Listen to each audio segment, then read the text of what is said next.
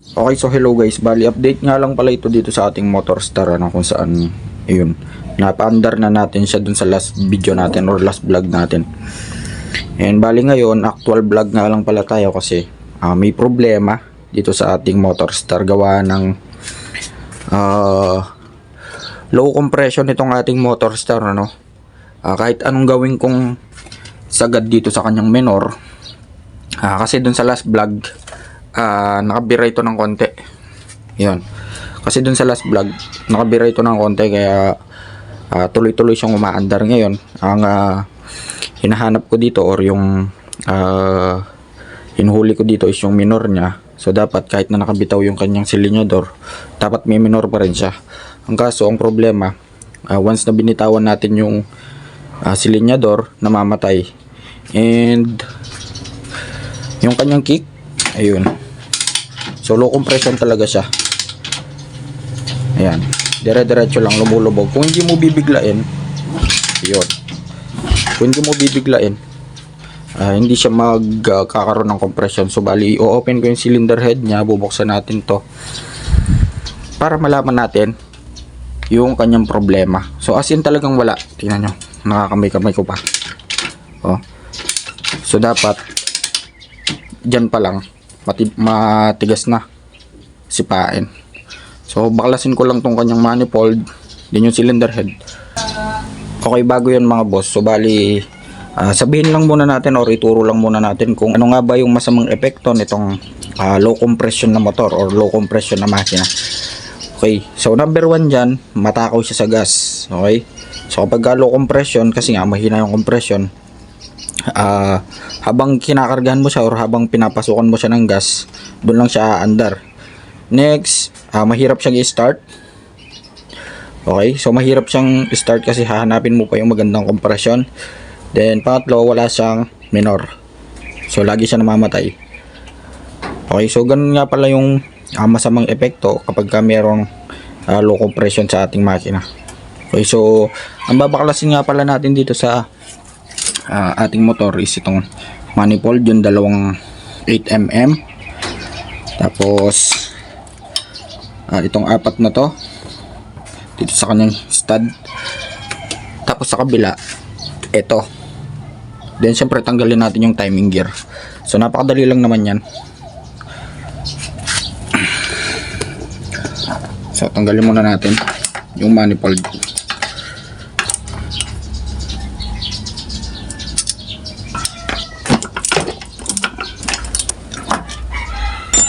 So natanggal na natin yung kanyang carburetor. So tabi lang natin. Next is itong 10mm na tornilyo. 10mm. Dito mahuhugot na yan sa kabila niya, yung sa timing cover, kasi mahaba itong, ayun, so nahulog kasi mahaba itong tornilyo na to. Pero natin itong dalawang 8mm nya dito sa may side. Okay, ayan mga boss, so itong nga pala yung sinasabi ko na kapag hinugot natin or niluwagan natin yung tornilyo na mahaba, yung 10mm, mahuhugot din to kasi dito siya nagte-thread. Okay,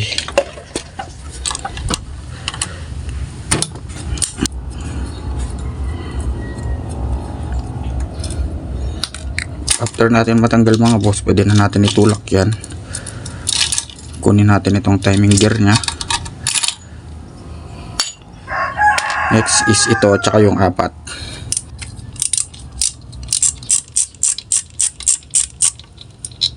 Yun, so natanggal na natin din itong apat na lang.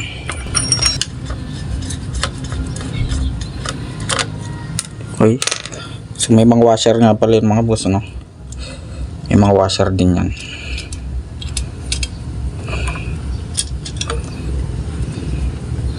So apat din yan. Pwede na nating hilain,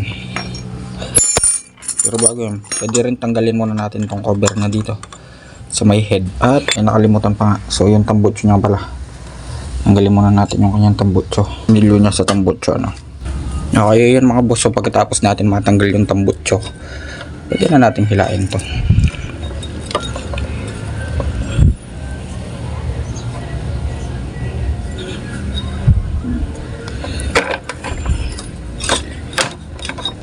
At may hila na natin yung ating cylinder head. Okay, tumapon yung langis. Yon. So kung mapapansin nyo, napakarumi, solid, talagang maglo-low compression ka kapag ganito yung makina mo, cylinder head mo. So linisan lang natin, pero before yon, check muna natin siya. Okay, kapag ka mag-check kayo ng low compression na cylinder head mga boss, ganito lang. So, buhusan nyo lang siya ng gasolina.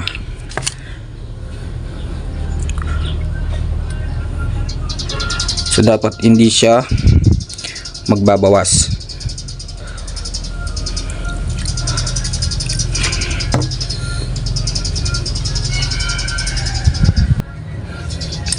So ayan siya, pakadumi. Linisan lang natin siya saglit. Okay, ayan mga boss. So dito muna tayo sa palangga na maglilinis, gawa ng wala pa tayong stainless pan, no? Oo, balawal lang natin to.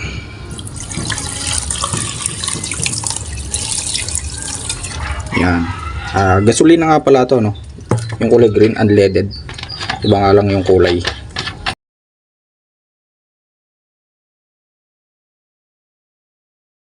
Okay, ayan mga boss. So after ko malinis itong ating cylinder head, check ko na siya ulit. So para malaman mo na walang singaw yung barbula mga boss, or yung mismong cylinder head mo, lagyan mo siya ng gasolina. Huwag tubig, gasolina, no?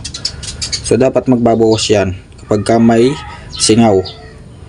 Tutulo at tutulo sa mga barbula, sa mga singit-singit ng barbula. So meaning to say hindi siya lapat. Pero ayan, so kung mapapansin natin, wala naman siyang singaw and hindi nagbabawas. So goods na yan. Okay, so nalinis na rin natin siya. Hindi ko na nga pala binakalas yung rocker arm camshaft nya at yung internal parts. So nag-focus lang tayo dito. So mas maganda kung malinis nyo siya ng todo para satisfied kayo kapag magbabalik na kayo mga boss. So dahil nakabaklas na rin yung ating cylinder head, bagbagin na rin natin itong cylinder block nya. So tanggalin na rin natin para malinis na rin natin. So, tanggalin muna natin itong kanyang roller. Siyempre itong 8.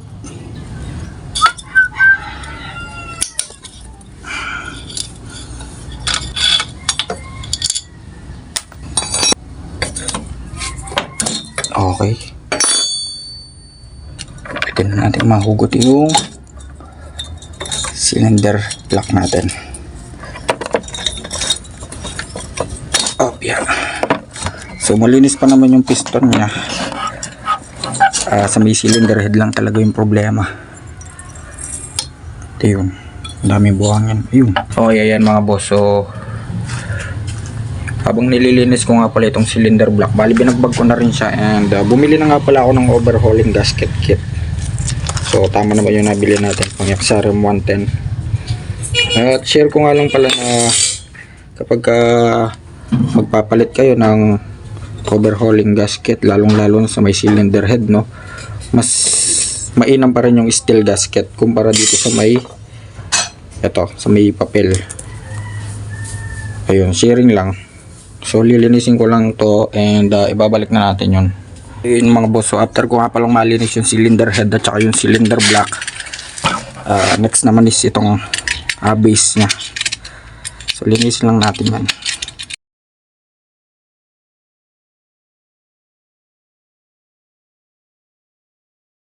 Ito na mga boss, after ko nga palang malinis yung cylinder block and cylinder head, and nalinis ko na rin yung gasket, base natin, base ng ating makina. So wag nyo lang papansinin tong dumi na to, kasi napakadali lang naman linisin yan. Kapag ka naibalik na natin, isang power spray lang yan. So ngayon, ibabalik na natin siya or i-assemble na natin siya. So before yon, lagyan muna natin siya ng base gasket. Okay. So overhauling kit, kumpleto na nga pala yan.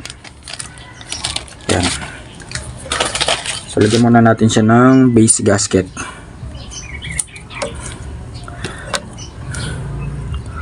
Unahin na natin tong papel.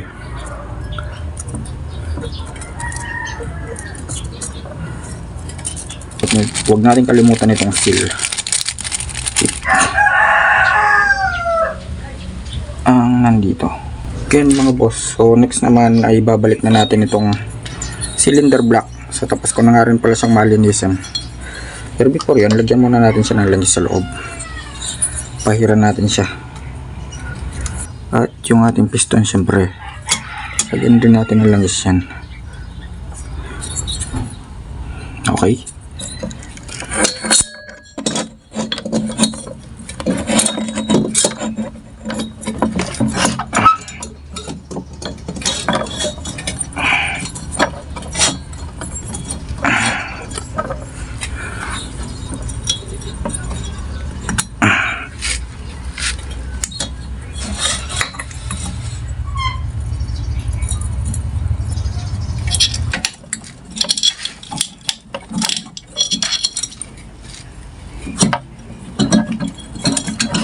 At lapat na.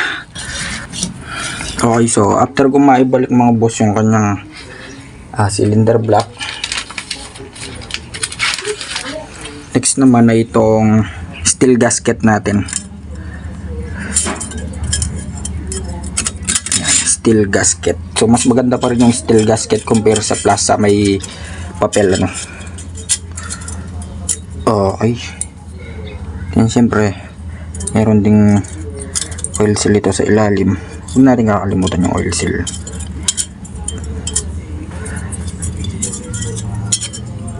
Iyan. Ipaipit lang natin. Okay. Yun. So next naman yung ating cylinder head na. Siyempre before yan, huwag natin kalimutan itong roller ng ating chain guide roller. Napakadali lang magbalik nito, At ito ng ating cylinder head. Yan. Siyempre lagyan muna natin din ng langis yan sa loob, sa mga bearings. Pero bago yun mga boss, huwag natin kakalimutan na i-top dead center muna yung piston natin. And silipin natin dito. Ayan, kung mapapansin nyo, letter T meaning is timing. So okay na yan. Pwede na natin ibalik yung ating cylinder head.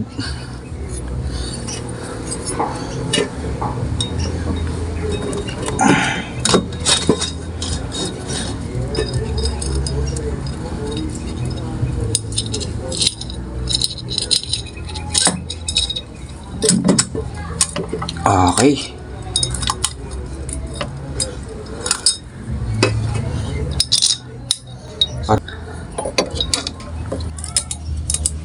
Okay. Yan. And pwede na natin ibalik yung ating timing gear.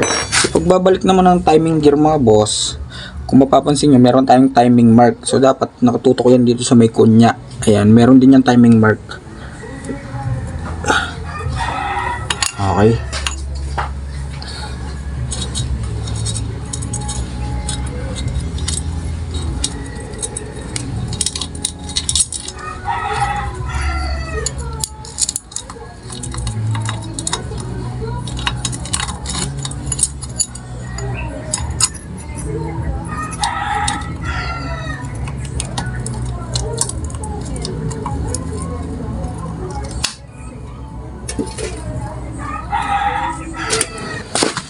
At sundutin lang natin yung butas ng ating camshaft.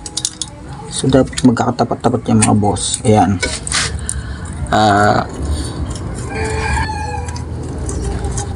Okay. Bago natin siya higpitan, balik muna natin tong mga gasket dito. Okay.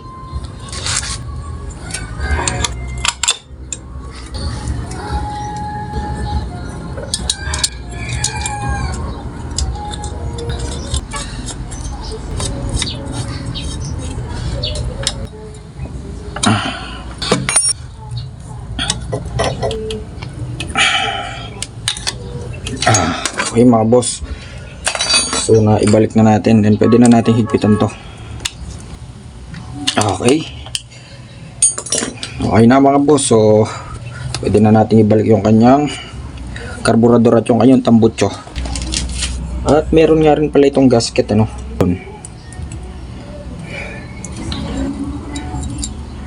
Yun, so kompleto yun mga boss, may mga gasket na tayo.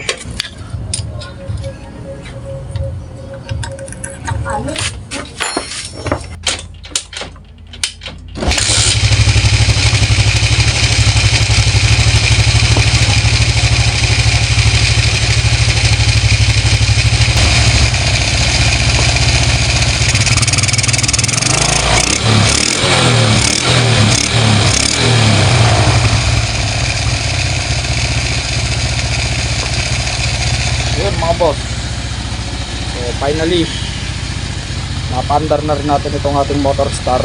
Bali ito tono na lang natin siya, yung carburetor na or yung kanyang minor.